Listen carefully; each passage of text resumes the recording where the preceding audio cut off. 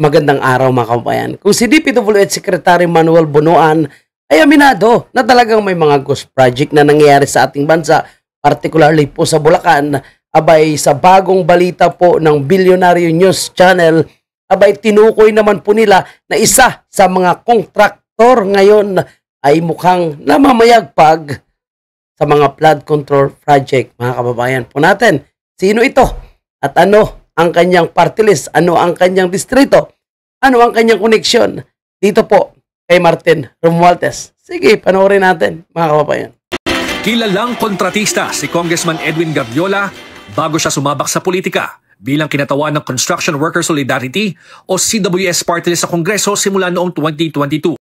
Oha, CWS, Construction Worker Solidarity.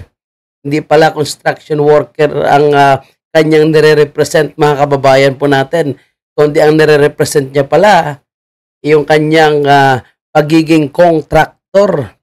Alam mo, naalala ko po mga kababayan po natin, yung CWS na ito, ang lakas nito makagamit ng mga artista na nag-endorso.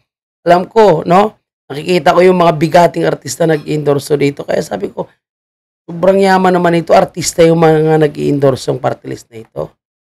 Ito yung CWS. Ito pala is Construction Worker Solidarity. Pero hindi naman po construction worker po yung nakaupo dyan. Hindi naman construction worker yung nagre-represent. So, kumbaga ito mga kababayan natin is makonsidera po nating wrong representation. Dahil ang nagre-represent, imbis na construction worker, negosyante at mismo contractor pala. So, imbis na tulungan yung mga construction worker, mukhang dinugasan pa yung mga construction worker.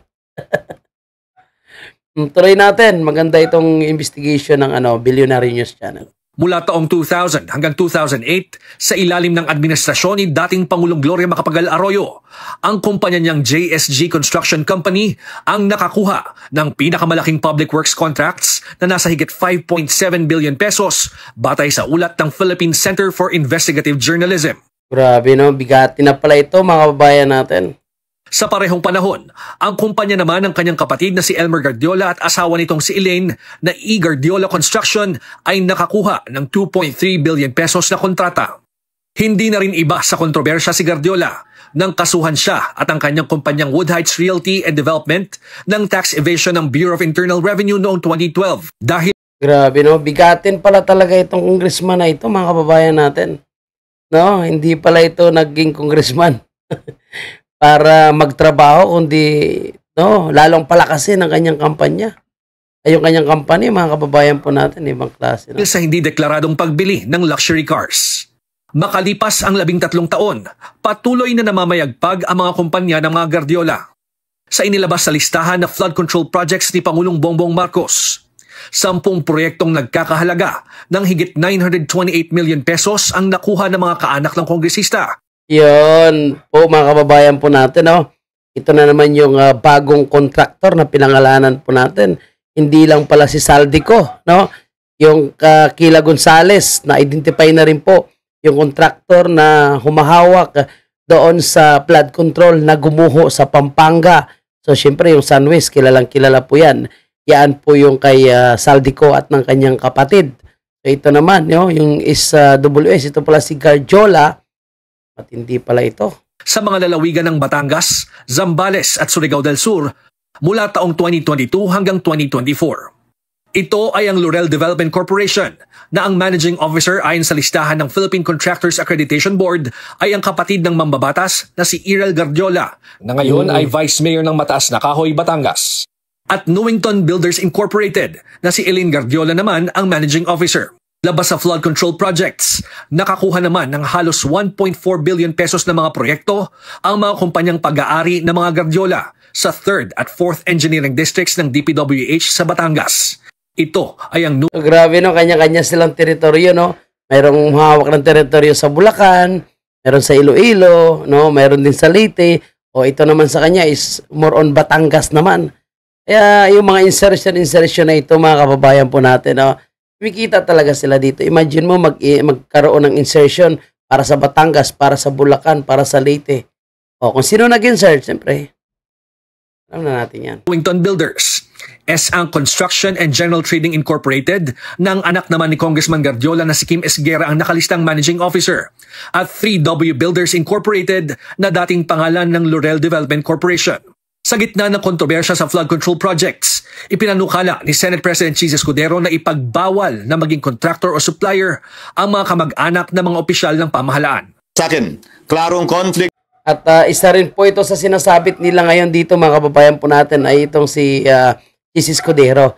Itong Chis Escudero ay sinasabing tumanggap din daw po, no, ng napakalaking donation galing po sa isang kontraktor. Hindi lang po yan si Chis Escudero ha.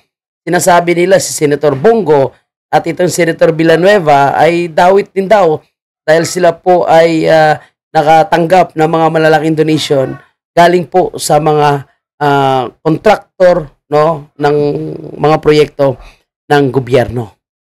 Pakinggan natin itong pinagbabawal ni Chis Escudero. Nabulol na ako po siya.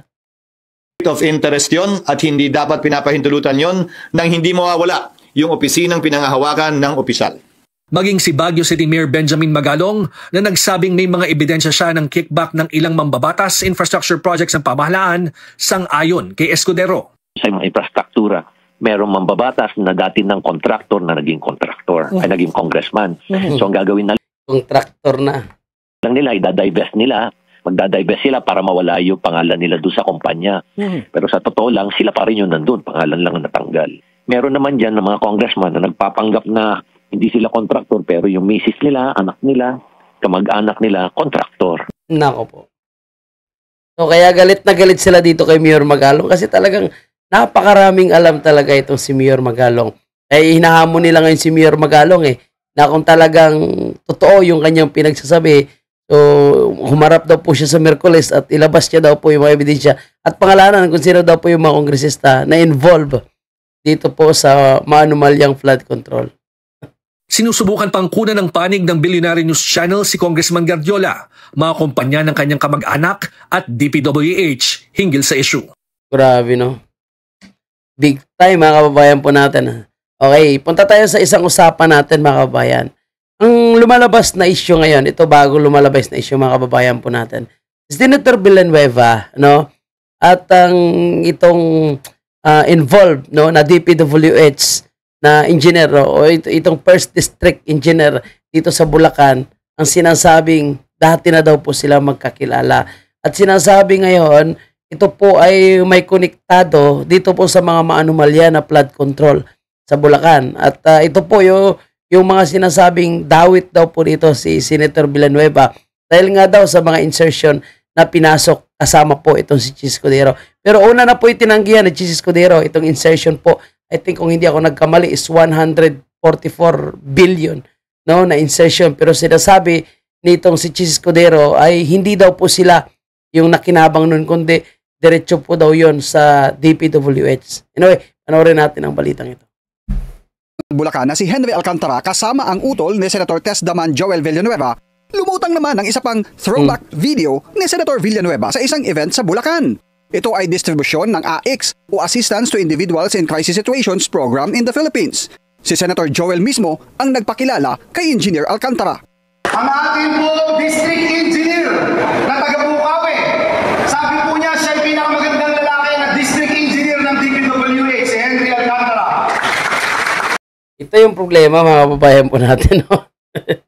Kasi once na may video ka lang talaga, nakasama mo, pinakilala mo lang, inakbayan mo, nagpa-picture ka, ang damay ka na sa kanilang issue. Pero ako hindi naman ako naniniwala mga kababayan po natin. Nasabit po itong si Senator Villanueva dito. Siguro magkakilala lang sila and hindi niya alam kung ano yung modus nitong si Henry Alcantara na sinasabing siya ang DPWH, siya pa ang kontraktor dito po sa mga ghost project dito po sa Bulacan. Wait, tayo dyan. Si Engineer Alcantara ang isa sa binanggit ni Senator Fanpilo Lacson sa kanyang expose sa Senado nitong Miyerkules. Kasama ang pumalit sa kanyang pwesto na si Engineer Bryce Hernandez. Ayon sa mga contractors at DPWH officials na nakipag-usap mismo sa akin at aking staff, ang dalawang ito ay halos pareho lang ang pagmamahal sa pera. Napabalita pa nga kamakailan na Sana all maraming nagmamahal na pera. ang isa sa kanila ay nakakapagpatalo ng daang milyon sa isang kasino dito sa Metro Manila. Grabe no, 100 million? Inalo lang sa kasino? Putsang inang yan. Sa programang Parekoy sa Abante, sinang-ayunan ni Senator J.V. Ejercito ang maluhong buhay hindi lang ng mga district engineer kundi maging ng ilang opisyal ng pamahalaan. Hindi lang district engineers, pati rin may ilang mga official din, may mga ilang official din sa buhatan kayak sa siyan eh.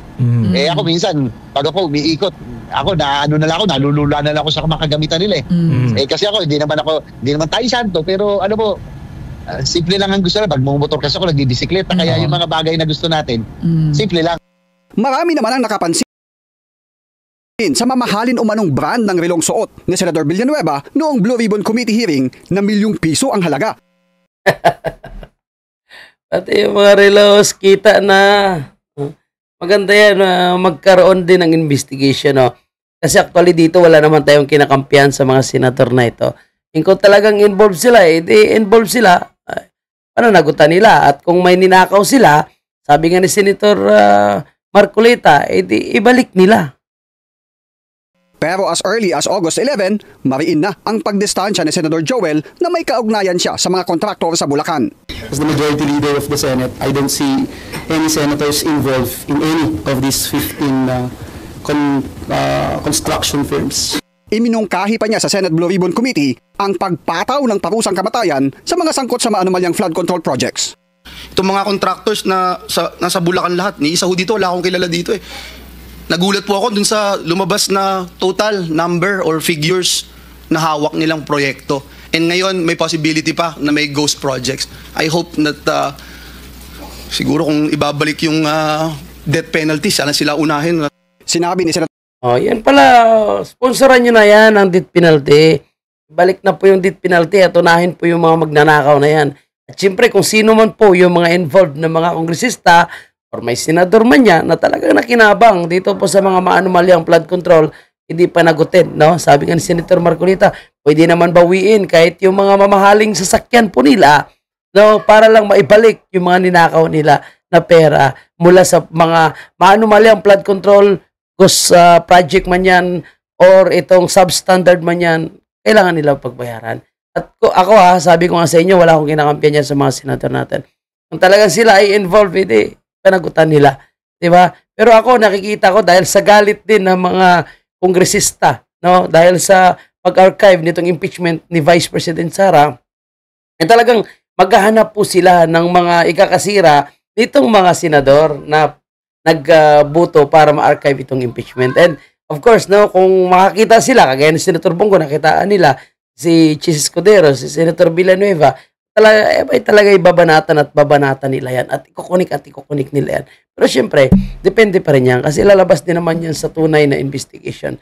Itong mga ilang kontraktor na ito, kagaya nitong may-ari ng itong congressman ng SWS, ito talaga, pamilya niya talaga. So, at siya mismo talaga naging kontraktor bago siya naging senador. Si Saldico, di ba? Pamilya niya talaga, kapatid niya talaga. At kontraktor siya bago naging congressman. At dahil sa dami ng kanilang pera, ang tinatarget talaga nila ay party list kasi napakabilis nila mapanalo. Lalo na yung mga endorser nila artista.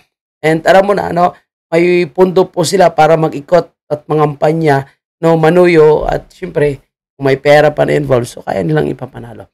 So yan lang po muna yung ating update, mga kababayan po natin. Ako, habang tumatagal, mas excited ako kung sino po yung mga contractor ito. Dahil marami nang lumalabas no? Ito, hindi naman to lumabas sa investigation ni Senator Marcolita, pero lumabas po dito sa balita ng Bilyonaryo News Channel. Meron pa sa Bacolod, and of course, meron pa sa Oriental, Mindoro at Occidental Mindoro.